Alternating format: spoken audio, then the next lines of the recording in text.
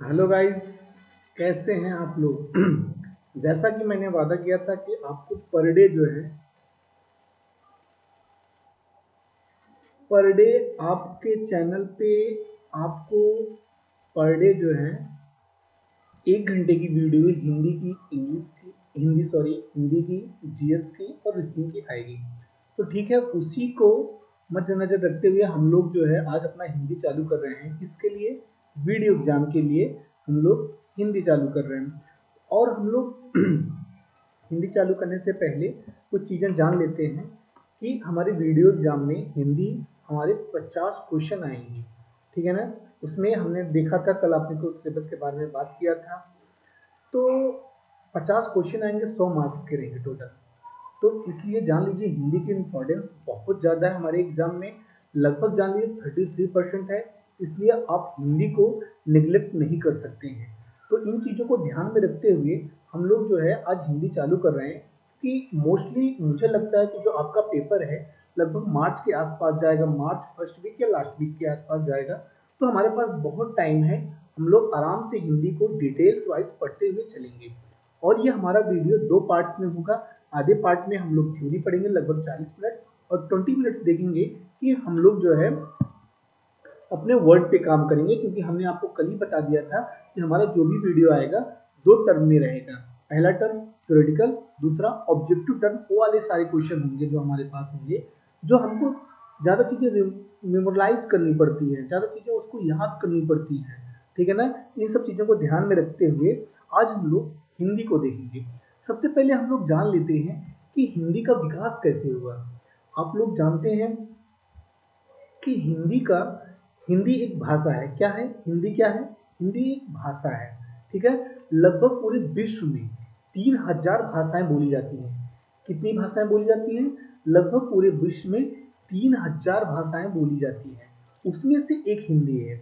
और ये आपको जान के खुशी होगी कि हमारी हिंदी जो है विश्व में चौथे नंबर पे सबसे ज़्यादा बोली जाने वाली भाषा है। पहले नंबर पे कौन कौन सी है? एक पहली चीनीज लैंग्वेज जिसको हम मंदारिनी बोलते हैं, दूसरे नंबर पे स्पेनिश आती है, तीसरे नंबर पे हमारी इंग्लिश आती है। तो ठीक है ना? अगर आपका एक क्वेश्चन ये भी बन सकता है विश्व में सबसे ज्यादा बोली जाने वाली भाषा कौन सी है, तो आप क्या बताएंगे? मंदारिनी। देखिए, हम लोग हिंदी में पढ़ते हुए वो सारे क्वेश्चन देखते चलेंगे जो जीएस में भी पूछे जाते हैं। तो ये आपके एक तरीके का जीएस का क्वेश्चन बन गया कि विश्व में सबसे ज्यादा बोली जाने वाली भाषा कौन सी है? मंदारिनी, मतलब चीनी। दूसरे नंबर पे स्पेनिश आती है। हम लोगों को बहुत डाउट होता है कि विश्व में सबसे ज्यादा इंग्लिश बोली जाती है। नहीं, ऐसा नहीं है। सबसे ज्यादा मंदारिनी बोली जाती है, उसके बाद अपनी स्पेनिश बोली जाती है, इंग्लिश बोली जाती है, उसके बाद हमारी हिंदी आती है। ठीक है गाइस? तो हिंदी का विकास कैसे हुआ, हिंदी भाषा बनी कैसे, इसके बारे में थोड़ा सा हम लोग देख लेते हैं। देखिए, आप लोग जानते तो हैं ही हैं हिंदी का विकास कैसे हुआ, हिंदी का हिंदी वर्ड कैसे आया। ठीक है ना? तो उससे पहले, देखने से पहले हम लोग देख लेते हैं भाषा परिवार के आधार पर हिंदी भारतीय भारोपी परिवार की एक भाषा है। देखिए, यहाँ पे लिखा है भारोपी परिवार की एक भाषा है। भारोपी परिवार का मतलब आप समझ रहे हैं क्या होता है? भारत प्लस यूरोप, भारोपी परिवार की एक भाषा है। इसका मतलब कुछ यहाँ पे आपको समझ में आ रहा है कि हमारी जो भाषा है कहीं ना कहीं से दूसरे कंट्रियों से रिलेटेड है। ठीक है ना? जैसे हमारी जो भाषा है, भारत में 4 भाषा परिवार हैं। कितने भाषा परिवार हैं? 4 भाषा परिवार हैं। कौन कौन से? पहला हमारा आता है, पहले नंबर पे जो हमारे यहाँ सबसे ज्यादा बोली जाती है, भारूपी, उसके बाद द्रविड़, उसके बाद आस्ट्रिक, उसके बाद चीनी तिब्बती। ठीक है ना? जो हमारे नेपाल के साइड पे बोली जाती है चीनी तिब्बती।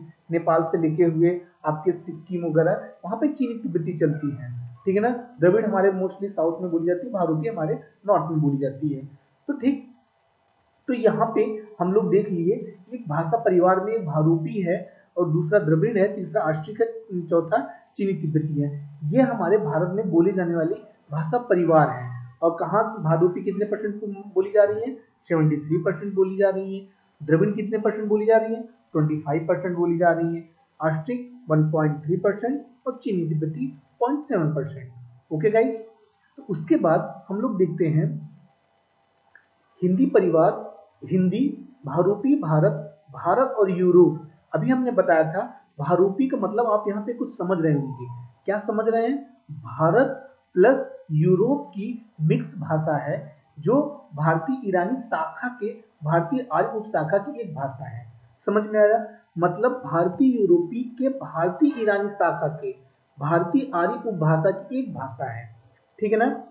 तो हम लोग देख लेते हैं हिंदी भाषा का वर्ड जो है हिंदी, ये बना कैसे, ये आया कैसे। आप लोग सभी लोग जानते होंगे कि सबसे पहले जो हमारे यहाँ आक्रमणकारी आए या जो हमारे विदेशों से इंटरेक्शन रहा या रिलेशन रहा, वो हमारे सिंध की तरफ से रहा। कहाँ से? सिंध की तरफ से रहा। या हम लोग कर सकते हैं उत्तरी पश्चिमी, उत्तरी और पश्चिमी जो हमारा प्रवहमान था वहां से आया। जितने भी हमारे आक्रमणकारी आए, जो भी हमारे व्यापार वगैरह होते थे, तो हमारे कहाँ से होते थे? उत्तरी पश्चिमी, मतलब आपके ईरान से, इराक से, यहाँ से व्यापार वगैरह होते थे। लोग यहाँ से आते भी थे। जब वहां से लोग आते थे, सबसे पहले उनको एक नदी मिलती थी। क्या मिलती थी? एक नदी मिलती थी, जिनको हम लोग क्या बोलते थे? सिंधु नदी। क्या बोलते थे हम लोग? सिंधु नदी।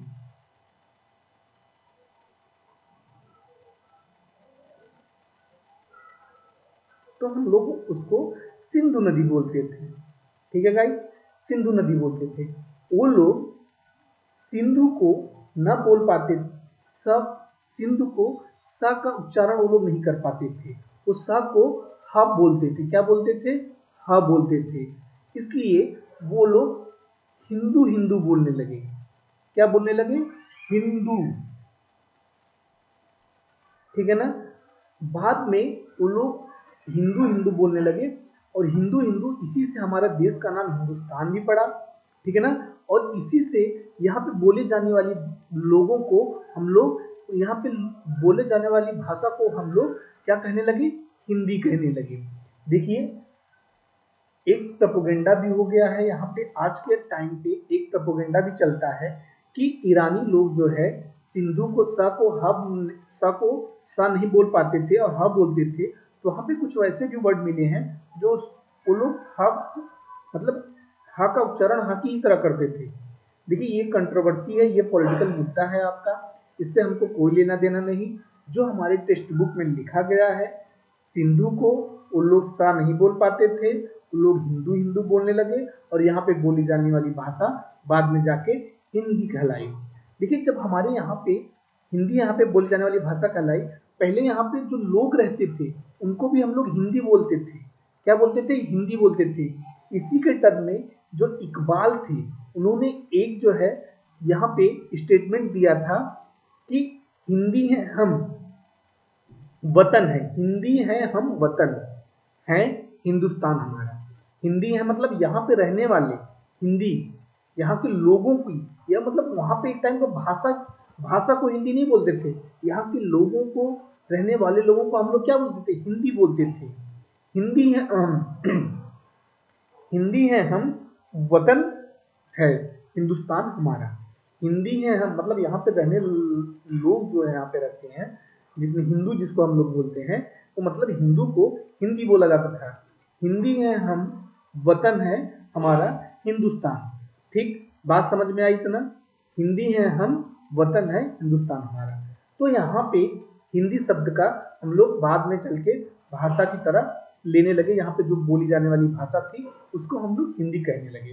ठीक है गाइस, एक चीज आप लोग ये ध्यान रखिए, ये हमारी एक तरीके का, हमारी भाषा की एक तरीके की कह सकते हैं हम लोग कि ये आपत्तिजनक है, ये हमारे लिए शर्मनाक है कि हम लोग हिंदी जो है, हिंदी वर्ड हिंदुस्तान की नहीं है, ये कहाँ की है? ये ये ईरानियों की भाषा है। ठीक है ना? तो एक तरीके का हम लोग फारसी बोल सकते हैं। हिंदी वर्ड कहाँ से आया है? फारस से आया है।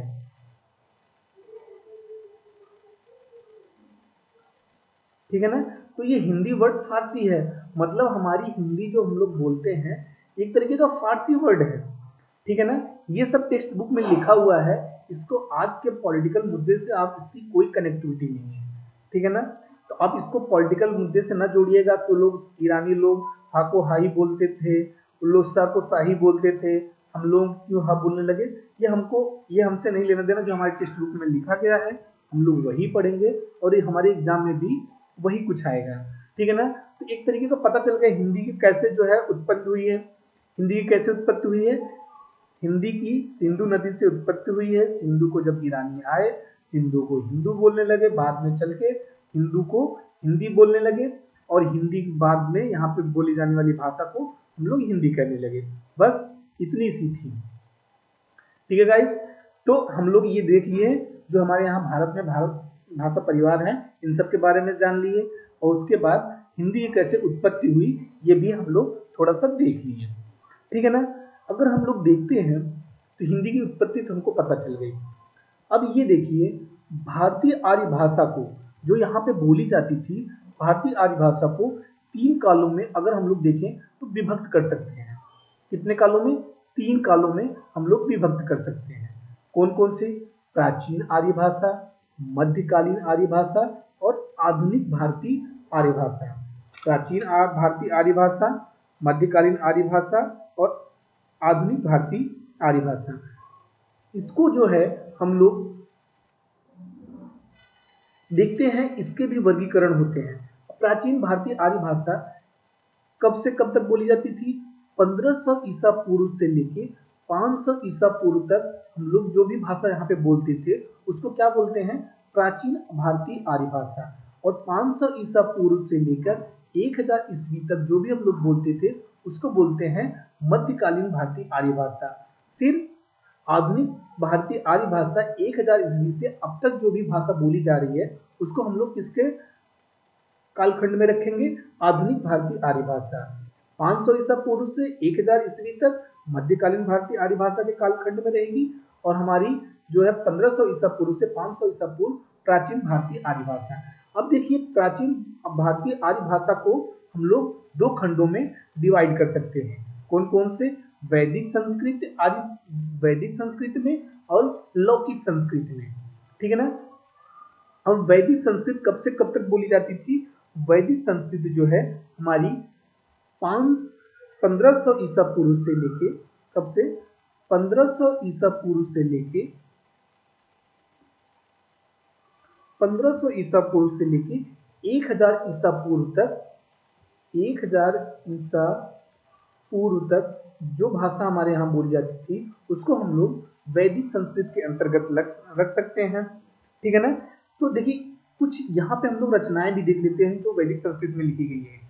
जैसे जो पाणिनि द्वारा लिखी गई है, जो पाणिनि ने वैदिक संस्कृत का नाम दिया है उसको हम लोग छांदस बोलते हैं। क्या बोलते हैं?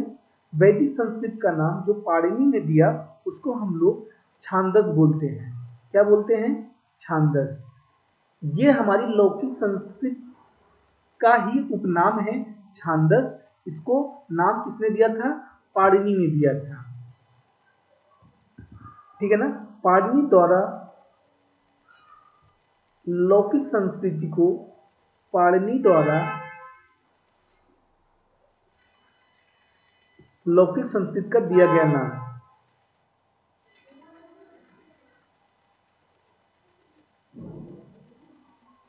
लौकिक संस्कृत का नाम है ये।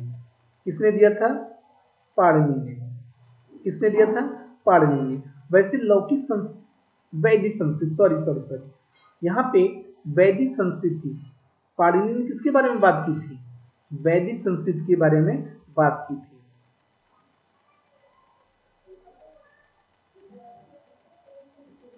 वैदिक संस्कृत को पाणिनि ने क्या बुलाया? छांदस बुलाया।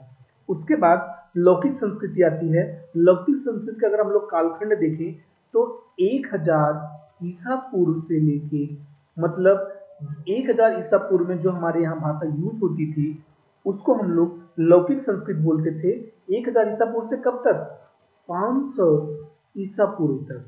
कब तक? 500 ईसा पूर्व तक, ठीक है गाइस। तो लौकिक, वैदिक संस्कृत और लौकिक संस्कृत, वैदिक संस्कृत को पाणिनि छांदस बोलते थे। लौकिक संस्कृति हमारी 1000 ईसा, हमारा कालखंड क्या है? 1000 ईसा पूर्व से 500 ईसा पूर्व तक, ठीक है ना।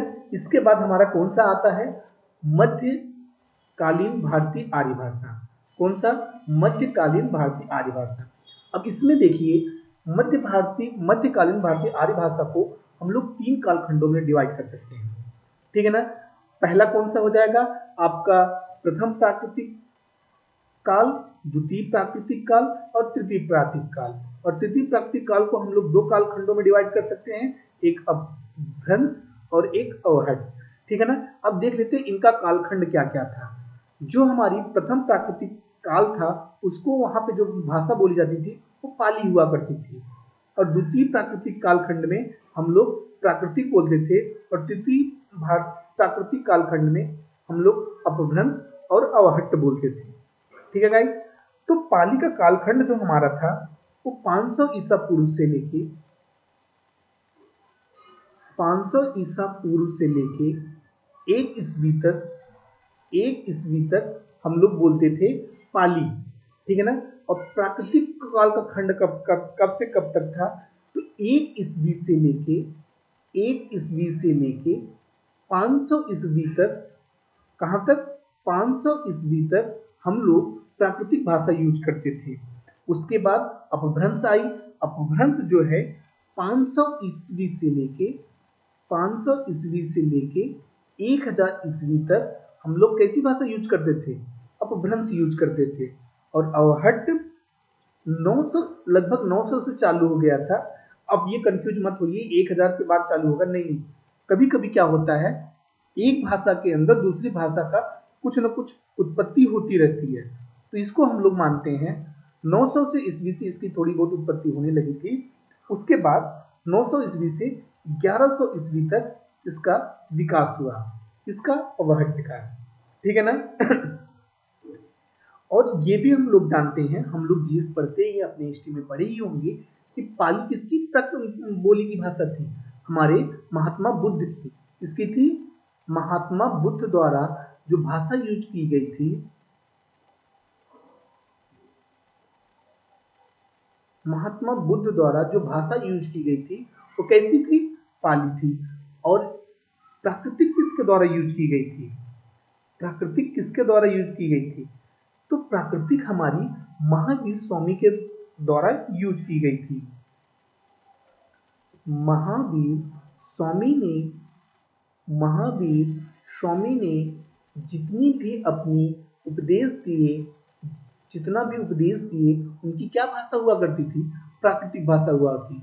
वैसे ही महात्मा बुद्ध ने अपने जितने उपदेश दिए वो कैसी भाषा हुआ करती थी, पाली भाषा हुआ करती थी, ठीक है गाइस। तो मध्यकालीन भारतीय आर्य भाषा के बारे में समझ में आया आपको। उसके बाद हम लोग नेक्स्ट देखते हैं आधुनिक भारतीय आर्य भाषा। कौन, क्या देखते हैं, आधुनिक भारतीय आर्य भाषा। देखिए आधुनिक भारतीय आर्य भाषा के बारे में हम लोग डिटेल्स में पढ़ेंगे। अभी हम लोग इनके कालखंड को डिवाइड कर देख लेते हैं, उसके बाद हम लोग डिटेल्स में पढ़ेंगे। तो एक एक चीज पे देखेंगे, प्राचीन हिंदी में क्या हुआ, मध्यकालीन हिंदी में क्या हुआ, आधुनिक हिंदी में क्या हुआ। तो आधुनिक भारतीय आर्य भाषा को हम लोग 3 कालखंडों में डिवाइड कर सकते हैं, प्राचीन हिंदी में, मध्यकालीन हिंदी में और आधुनिक हिंदी में। इनका कालखंड देख लेते हैं। प्राचीन हिंदी कब से कब तक रही, तो प्राचीन हिंदी हम लोग कह सकते हैं 1100 ईस्वी से लेके 1400 ईस्वी तक जो हमारी भाषा बोली गई उसको हम लोग प्राचीन हिंदी के तहत रख सकते हैं।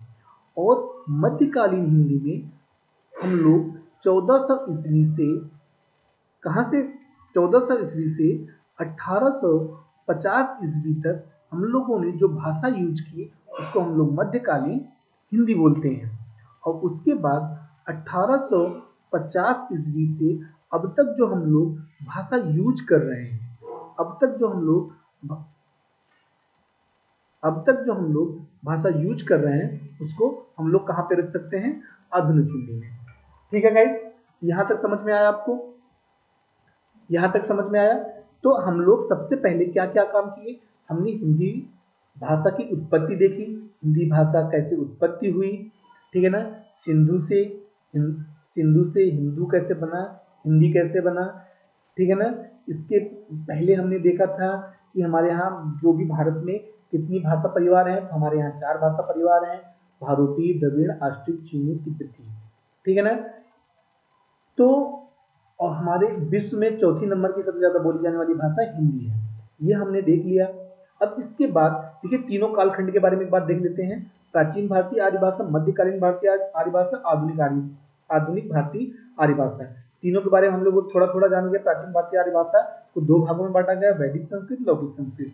वैदिक संस्कृत का क्या है 1500 ईसा पूर्व से 1000 ईसा पूर्व, और लौकिक संस्कृत का 1000 ईसा पूर्व से 500 ईसा पूर्व तक। उसके बाद हम लोगों ने मध्यकालीन देखा, हम लोगों ने देखा पाली, प्राकृतिक, अपभ्रंश और अहट।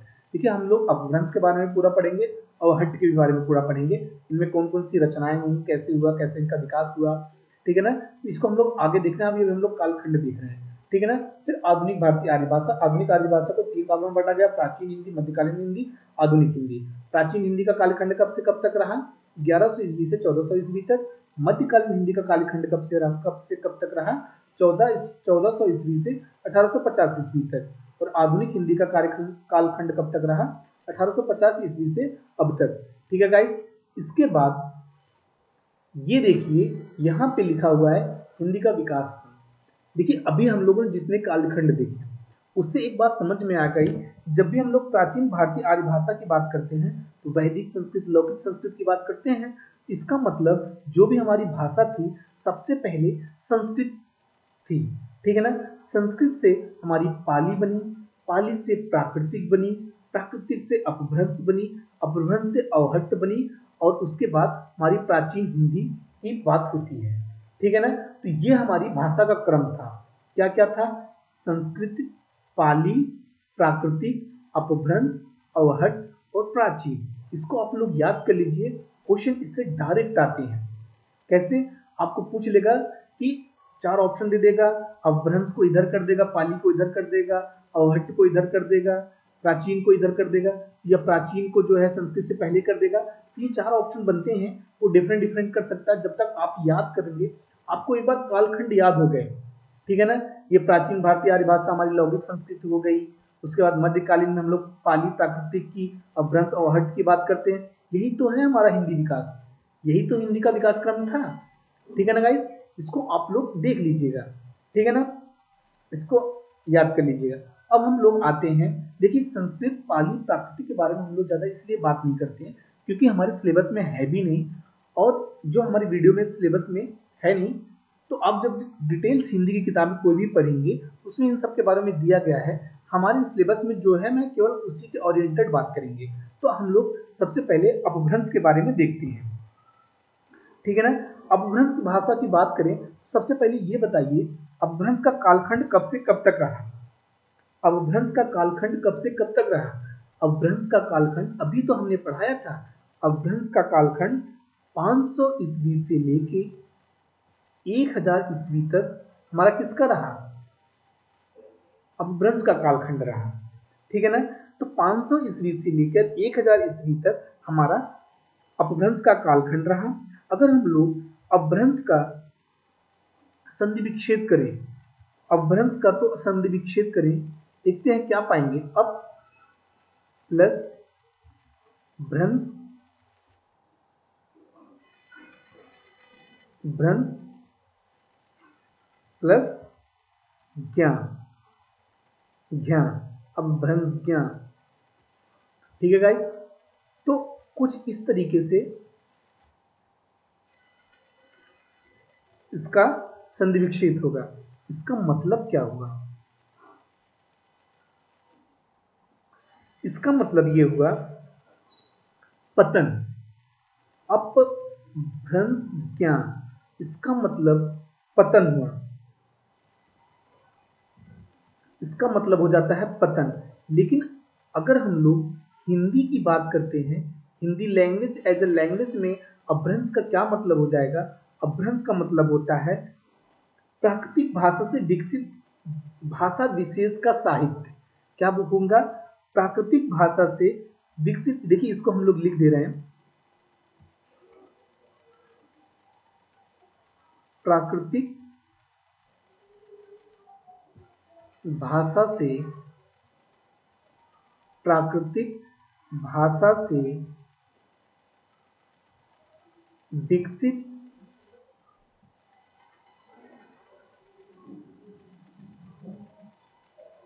प्राकृतिक भाषा से विकसित भाषा विशेष भाषा विशेष भाषा विशेष का साहित्य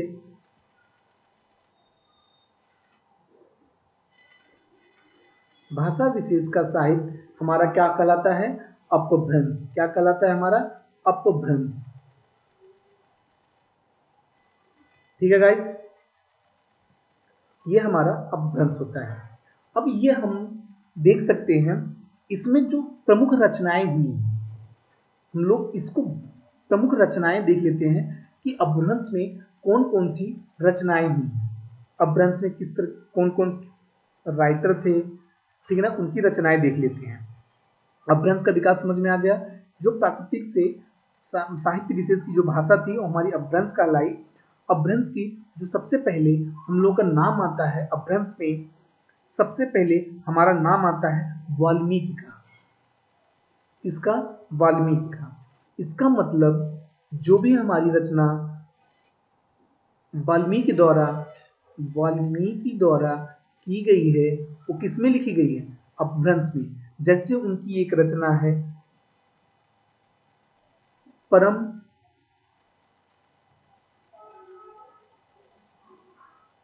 परमचर्यु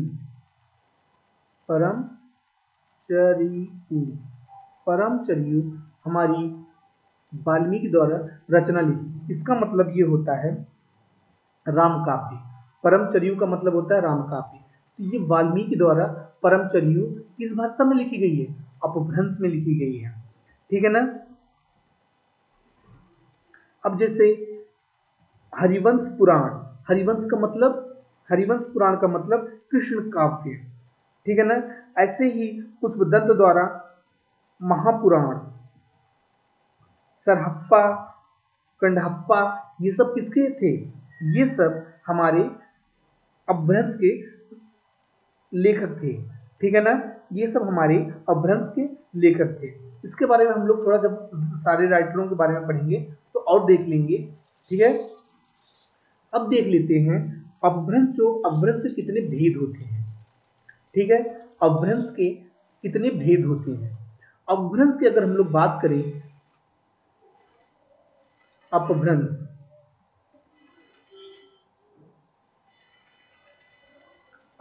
के जो भेद होते हैं वो होते हैं सौरसेनी। इसमें आता है सबसे पहले, क्या आता है?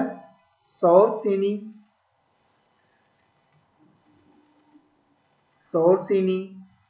दूसरा हमारा आता है अर्धमगधी।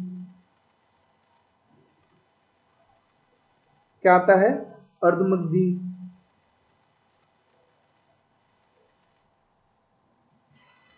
तीसरा हमारा आता है मगधी।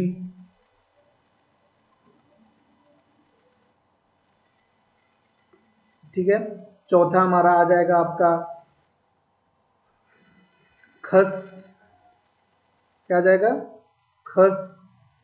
और पांचवा हमारा आ जाएगा ब्राह्मण।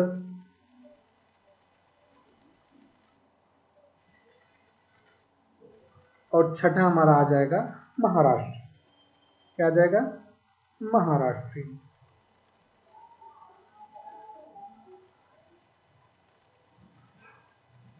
तो इससे एक बात ये समझ में आई कि आपके अपभ्रंश के कितने भेद हुए?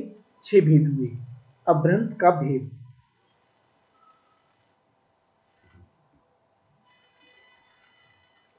ये हमारे सौरसेनी, अर्धमगधी, मगधी, खस, ब्राह्मण, ये महाराष्ट्री किसके भेद हैं? ये हमारे अपभ्रंश के भेद हैं। देखिए, जो हमारी सौरसेनी है, अर्धमगधी है, मगधी है, इनको भी हम लोग क्या बोले? अपभ्रंश के भेद। ये बाद में जाके सौरसेनी भी आधुनिक भारतीय आर्य भाषा में काफी पार्टों में डिवाइड हो गई, ठीक है ना। एक बार हम लोग इनका वर्गीकरण देख लेते हैं, क्योंकि हमारा जो है एक क्वेश्चन इनके वर्गीकरण से आता ही आता है, ठीक है ना। तो अपभ्रंश के भेद देख रहे हैं, सौरसेनी भेद देख रहे हैं। इसके साथ हम लोग जो आधुनिक भारतीय आर्य भाषा में सौर सैनिक कितने भागों में डिवाइड हुआ, अर्धमगधी कितने भागों में डिवाइड हुआ, मगधी कितने भागों में डिवाइड हुआ, खत प्राचीन या महाराष्ट्री कितने भागों में डिवाइड हुआ, एक बार इनको देखते हुए चलते हैं। ठीक है ना। तो यहाँ पे देखिए सौर सैनिक 3 भागों में डिवाइड हुआ। जो आधुनिक भारतीय आर्य भाषा में या उपभाषा में 3 भागों में डिवाइड हुआ। कौन कौन सी? पश्चिमी हिंदी में, राजस्थानी में और गुजराती में। कितनी भाषाओं में, कितनी उपभाषाओं में डिवाइड हुआ? 3 भाषाओं में, पश्चिमी हिंदी में, राजस्थानी में और गुजराती में। ठीक है ना। अब जो उपभाषाएं होती हैं बाद में चल के बोलियां बन जाती हैं। क्या बन जाती हैं? बोलियां। तो पश्चिमी हिंदी को हम लोग 5 बोलियों में डिवाइड कर सकते हैं। कितनी बोलियों में? 5 बोलियों में। जैसे कौरवी हुआ, बांगुर हुआ, ब्रजभाषा हुआ, बुंदेली हुआ और कन्नौजी हुआ। अब कन्नौज में बोली जाती है, बुंदेली बुंदेलखंड इलाके में बोली जाती है। ब्रजभाषा कहाँ पे बोली जाती है? ब्रजभाषा हमारी जो है लखनऊ से ऊपर जाएंगे जब आप, तो वहां पे अयोध्या साइड में ब्रजभाषा ही ज्यादा करके बोली जाती है। अब बांगुरी कहाँ बोली जाती है? हरियाणा में बोली जाती है। ये इसको बांगुरी को हम लोग हरियाणवी भी बोलते हैं और कौरवी को हम लोग खड़ी बोली भी बोलते हैं। ठीक है ना, खड़ी बोली भी बोलते हैं। तो पश्चिमी हिंदी की कितने बोलियों में हम लोग डिवाइड कर सकते हैं? हम लोग 5 बोलियों में डिवाइड कर सकते हैं। इसको आप लोग नोट कर लीजिएगा, ये बहुत ही इंपॉर्टेंट है। इस वर्गीकरण से आपका एक क्वेश्चन कंफर्म है। कौन कौन से? कि सौर सैनिक की कौन सी बोलियां हैं, इसमें से ऑप्शन दे देगा सौर सैनिक हिंदी की कौन सी बोलियां हैं। उसमें ढेर सारी बोलियां रहेंगी, उसमें से आपको एक चुनना पड़ेगा। तो जब आप याद कर लेंगे इन सब चीजों को तो आसानी रहेगी। ठीक है ना। तो हमारी पश्चिमी सौर सैनिक क्या है? अपभ्रंश का भेद है। उसके बाद हमारी उपभाषा क्या है? पश्चिमी हिंदी, राजस्थानी, गुजराती।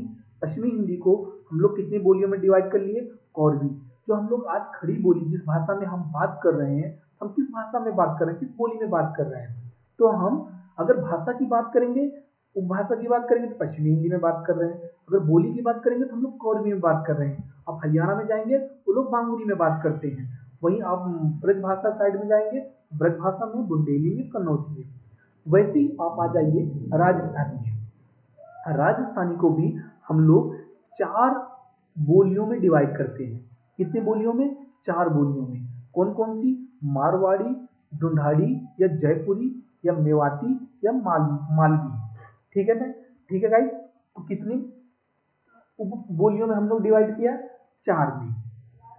राजस्थानी को हम लोग कितने कितने बोलियों में डिवाइड किए? 4 में।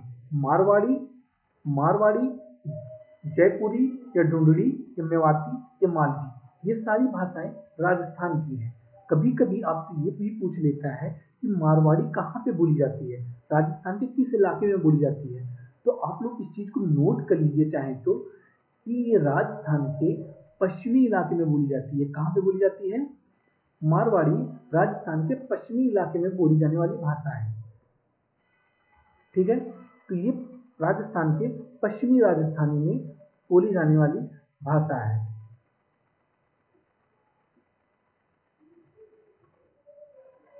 राजस्थान के पश्चिमी स्थान में बोली जाने वाली भाषा है। अब जयपुरी या ढूंढाड़ी कहाँ पे बोली जाने वाली है?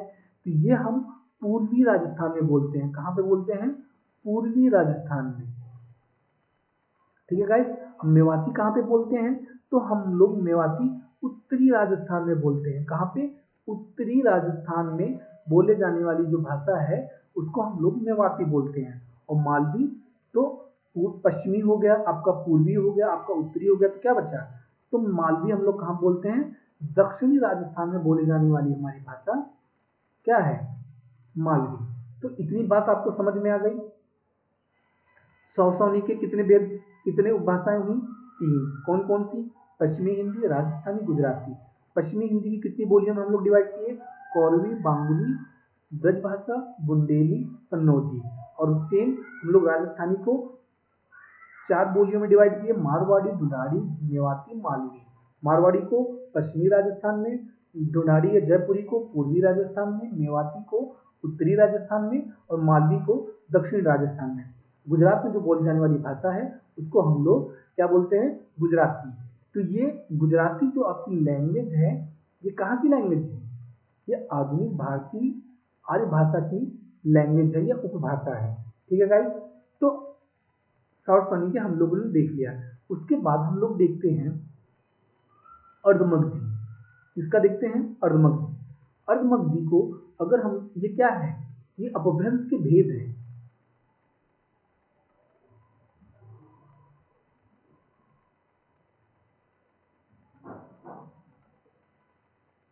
ये हमारा क्या हुआ, अपभ्रंश के भेद। हमारी वो उपभाषा क्या है,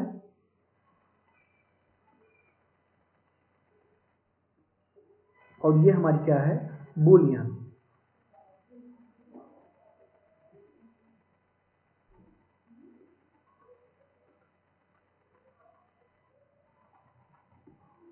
ये हमारी बोलियां हैं।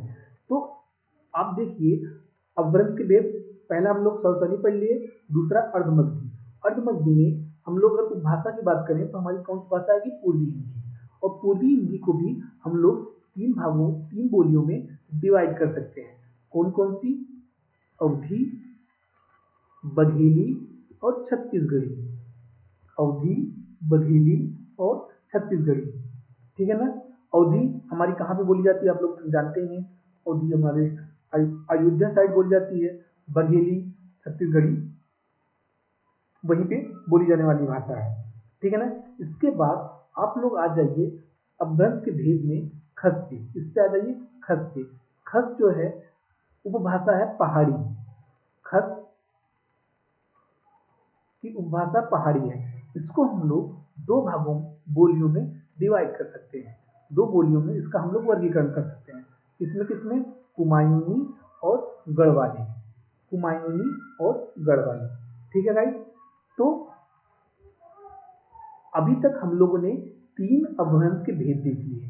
कौन कौन से, सौरसैनी, ठीक है, सौरसानी। उसकी हम लोग देखे भाषा कितनी थी, तीन, पश्चिमी हिंदी, राजस्थानी, गुजराती।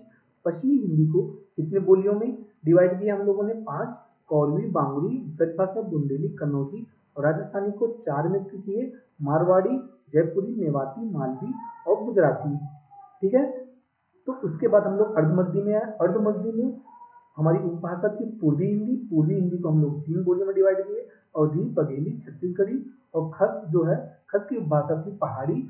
पहाड़ी की दो बोलियां थी, कुमायूनी और गढ़वाली। ठीक है गाइस। इसके बाद हम लोग जो है देखते हैं मगधी। मगधी क्या है, हमारी अपभ्रंश का भेद है। अपभ्रंश का भेद।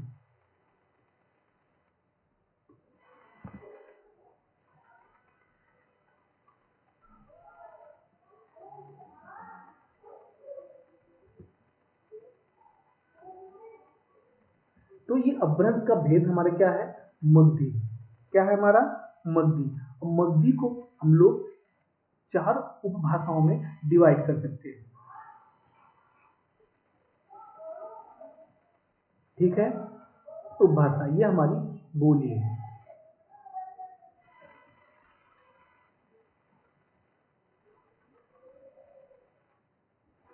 ठीक है। तो अपभ्रंश के भेद हम लोग देख रहे थे। उसका अगला टर्म आता है मगधी। मगधी में हम लोग 4 उपभाषाएं देखते हैं। पहला है बिहारी, दूसरा है उड़िया, तीसरा है बंगला और चौथा है असमिया। ठीक है। पहला बिहारी, दूसरा उड़िया, तीसरा बंगला, चौथा असमिया। अब बिहारी को हम लोग 3 जो है बोलियों में डिवाइड करते हैं। कौन कौन सी, भोजपुरी, मगही, मैथिली। याद रखिएगा आप लोग, ये एकदम डायरेक्ट क्वेश्चन आते हैं कि भोजपुरी की मगही बोली है कि नहीं है, भोजपुरी की मैथिली बोली है कि नहीं है। ये डायरेक्ट क्वेश्चन आपके बनेंगे। ठीक है गाइस। तो इसको एक बार आप लोग अच्छे से याद कर लीजिएगा। पूरा एकदम चार्ट, एक पेज में पूरा चार्ट बना के अच्छे से याद कर लीजिएगा। ठीक है ना। तो हम लोग आगे देखते हैं। ये चीजें अब समझ में आ गई। तो ये था हमारा आज का सेशन, जो हमारा 40 मिनट लगभग लगभग कंप्लीट हो गया। इसके बाद हम लोग आज जो है अपने वर्ड सेक्शन में हम लोग जो पढ़ेंगे वर्तनी पढ़ेंगे। क्यों वर्तनी पढ़ेंगे, क्यों वर्तनी पढ़ेंगे, देखिए गाइस, जो भी हमारा नेक्स्ट वीडियो आएगा उसमें हम आपको बता दे रहे हैं क्या पढ़ेंगे। थ्योरेटिकल पोर्शन में हम आगे देखेंगे अपभ्रंश में कौन कौन से राइटर थे, उनकी किताबें क्या थी, अवहट में देखेंगे हिंदी काल का विकास कैसे हुआ। ठीक है गाइस, और हिंदी काल का विकास में कौन कौन से कब कब क्या भाषाएं आई, कौन कौन से रचयिता किस भाषा में, क्योंकि देखिए हरदम आपका राइटर और बुक हिंदी के पेपर में एक दो क्वेश्चन पूछेगा, तो हम लोग कालखंड के द्वारा जान लेंगे किस राइटर ने किस कालखंड में कौन सी किताब लिखी है। इसके बाद हम लोग आ जाते हैं, आज जो है वर्तनी पे, क्योंकि हम लोगों ने डिसाइड किया था कि हम लोग जो भी वीडियो बनाएंगे उसको दो पोर्शन में रखेंगे। पहला पोर्शन हमारा क्या होगा, हमारा ग्रामर पोर्शन होगा, और दूसरा पोर्शन हमारा जो भी होगा वो होगा हमारा वर्ड सेशन, मतलब एक तरीके का वर्ड मीनिंग वाला। तो आज हम लोग वर्तनी करेंगे। वर्तनी ही क्यों करेंगे, आपका एक क्वेश्चन हो जाएगी वर्तनी। देखिए जब भी हम आप पढ़ेंगे, जब भी हम लोग हिंदी पढ़ेंगे, उसकी जो भी वर्ड हमको शब्द मिलेंगे, जो भी हमारे शब्द मिलेंगे उस पर हम लोग ध्यान दे के पढ़ेंगे कि लिखा कैसे गया है, इसको पढ़ते कैसे हैं। ठीक है ना, तो हम लोग यहाँ पे अशुद्ध और शुद्ध दोनों शब्द देखते हुए चलेंगे। हम लोग यहाँ पे 10-10 वर्ड पर डे देखेंगे, अशुद्ध और शुद्ध।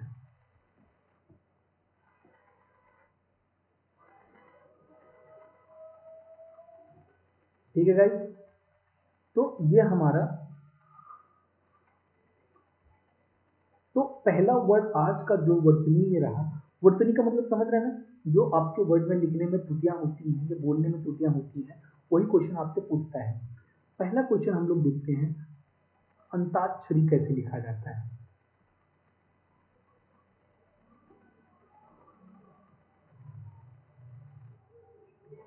ये देखिए इस तरीके से कुछ अंताक्षरी हम लोग देखते हैं, लेकिन ये गलत है।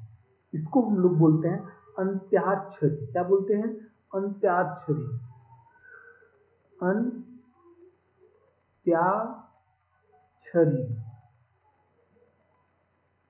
ठीक है गाइस, अंत्याक्षरी। इसके बाद अंत्याक्षरी देख लीजिएगा कैसे लिखा हुआ है, अंत्याक्षरी। उसके बाद दूसरा जो क्वेश्चन, बहुत देखिए वही हम यहाँ पे डिस्कस करेंगे जो क्वेश्चन आते हैं। ठीक है ना, बाकी ढेर सारी वर्तनी होंगी, हम कराएंगे लगभग आपको 300 या 400 वर्तनी कराएंगे आपको वर्ड। तो पर डे का हम लोग टारगेट रखेंगे 20-20 वर्ड। अच्छा, कावित्री, कावित्री,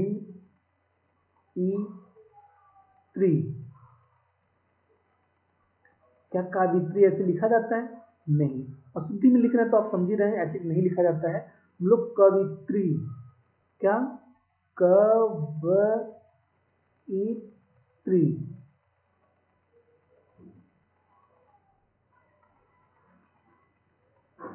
कैसे लिखते हैं, कवयित्री। उसके बाद पूजनी,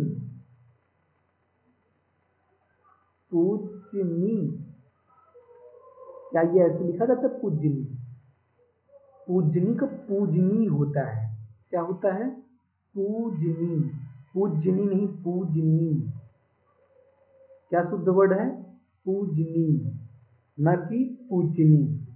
ठीक है गाइस, तो आगे देखते हैं। कुछ लाइन टेढ़ी हो गई ज्यादा ही,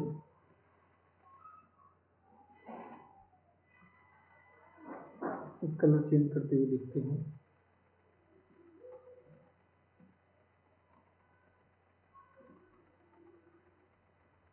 उससे बेटर है अशुद्ध,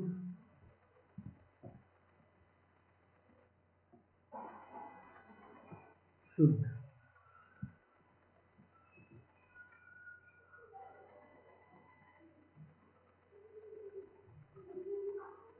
ठीक है, अगला वर्ड हमारा जो होगा, अगला वर्ड जो हमारा होगा वो होगा पूजनी, हमने देख लिया था। उसके बाद तदोपरांत, क्या, तदोपरांत, तदोपरांत, क्या ये सही है, तदुपरांत ऐसे लिखते हैं? नहीं, तदुपरांत बोलते हैं। क्या बोलते हैं? तदुपरांत।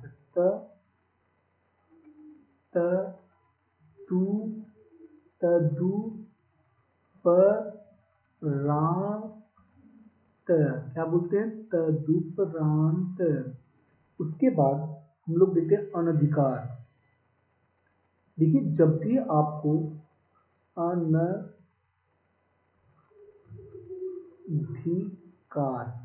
देखिए वर्तनी आपकी तभी सही होगी, आप कितनी भी प्रैक्टिस कर लें, जब आप शुद्ध बोलना सीख जाएंगे तब आप शुद्ध लिखना भी सीख जाएंगे। तो सही उच्चारण जो है बहुत ही जरूरी है। अनधिकार, क्या ये सही? नहीं, हम लोग क्या बोलते हैं? अंधिकार, अनधिकार, अंधिकार। तो यहाँ पे क्या गलती है? यहाँ पे छोटी ई की मात्रा लगेगी। अंधिकार, अंधिकार। क्या लगेगा? छोटी ई की मात्रा यहाँ पे लगेगी आपकी। ठीक है गाइस? अंधिकार ना कि बड़ी ई की। दूसरा देखते हैं अधीन। क्या ये सही है? अधीन? नहीं, यहाँ पे अधीन में छोटी ई नहीं लगेगी, अधीन में बड़ी ई लगेगी। कौन सी मात्रा लगेगी? बड़ी ई, अधीन। अच्छा, चरमोत्कर्ष, हम लोग बोलते हैं ना यो आदमी बहुत चरमोत्कर्ष से पहुंच गया है, तो उसको लिखते कैसे हैं? चरमोत्कर्ष। क्या ये सही है चरमोत्कर्ष? नहीं, इसमें क्या गलतियां हैं? इसमें गलतियां हैं, देखिए चरमोत्कर्ष होता है र मो त आदत क श, चरमोत्कर्ष। ठीक, अगला वर्ड देखते हैं, जिसे हम लोग श्रीमती बोलते हैं। श्रीमती,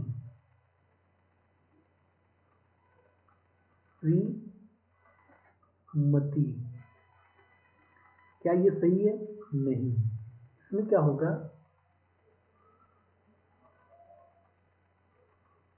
श्रीमती। क्या होगा? बड़ी ई, श्रीमती। आगे हम लोग देख लेते हैं।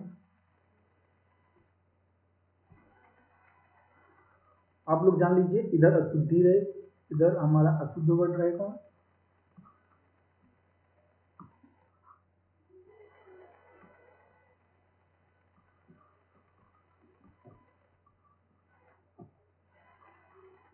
और इधर हमारा शुद्ध शब्द रहेगा।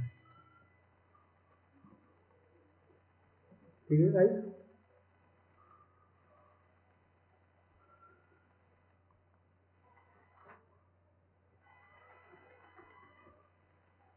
तो हम लोग अगला वर्ड देखते हैं। श्रीमती हो गया। श्रीमती कालिदास कैसे लिखा जाता है? कालिदास सही है? नहीं, क्या गलती है इसमें? कालिदास होता है, मतलब छोटी ई की मात्रा लगेगा, ल पे छोटी ई की मात्रा लगेगा, तो हमारा हो जाएगा कालिदास। ठीक है? इसके बाद अक्षुण्य। क्या देखते हैं? अक्षुण्य। क्या ये सही है अक्षुण्य? नहीं, अक्षुण्य होता है।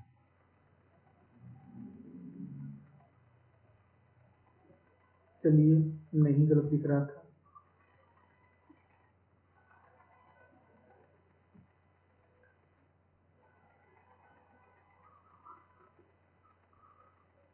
छ होता है, अक्षुण्य। अक्षुण्य नहीं होता, अक्षुण्य होता है। क्या होता है? अक्षुण्य।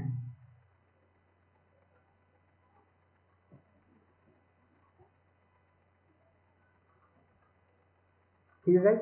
तो आप जब शुद्ध उच्चारण करने लगेंगे तो अपने आप जो है, तो अगला शुद्ध आपकी वर्तनी हो जाएगी। तो अगला वर्ड हम लोग देखते हैं पौरुष। क्या ये सही है पौरुष? नहीं, पौरुष होता है। क्या होता है? पौरुष। क्या होता है? पौरुष। उसके बाद हम लोग अगला वर्ड जो देखेंगे गरिष्ठ। ये गरिष्ठ सही लिखा है? नहीं, गरिष्ठ होता है। क्या होता है? गरिष्ठ। इस पे छोटी की मात्रा लगेगी और यहाँ ठ होगा, ठीक है ना? तो गरिष्ठ। अगला अंजलि। अंजलि, ये सही है अंजलि? नहीं, अंजलि मतलब छोटी ई लगेगी इसमें, ठीक है ना?